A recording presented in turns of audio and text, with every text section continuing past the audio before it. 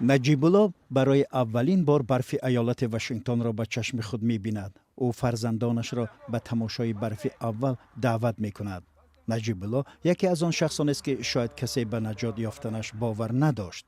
ماه ایولی سال گذشته وقتی تلویزیون صدای آمریکا با نجیب‌الله مصاحبه کرد، نام او را پنهان و سیمایش را نشان ندادند، زیرا طالبان قصد کشتار این ترجمان نیروهای تعیینات خاص آمریکا در افغانستان را داشتند.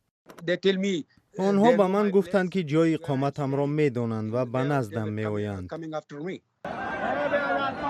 ماه اوگوست نجیب‌الله و اهل عائله‌اش تلاش کردند که توسط فرودگاه کابل افغانستان را ترک کنند، ولی در گیرودار درآمدگاه یکی از فرزندان او بیهوش شد و آنها نتوانستند کشور را ترک کنند.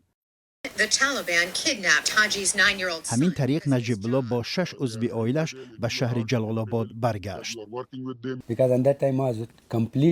آن وقت من تماما ناامید شدم.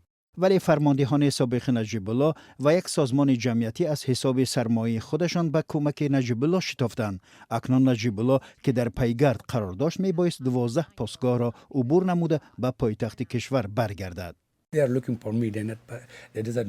من پیش از پاسگاه از ماشین بیرون شده پیاده در 30 تا 45 دقیقه از کنار آن عبور می‌کردم. عائله نجیب‌الله به پاکستان رسیده به روادیدهای خاص به امریکا سفر کرد. اثنای رسیدن به امریکا دوستان از خوشحالی سر عائله نجیب‌الله پول ریختند. تا جنگ نجیب‌الله مهندس برق بود، حالا می‌خواهد دانش خود را تکمیل نموده به شغل دوست داشته‌اش برگردد. فرزندانش هم در فکر تحصیلند. این سحر است. او 3 سال دارد و برادرش ابوبکر 6 ساله است.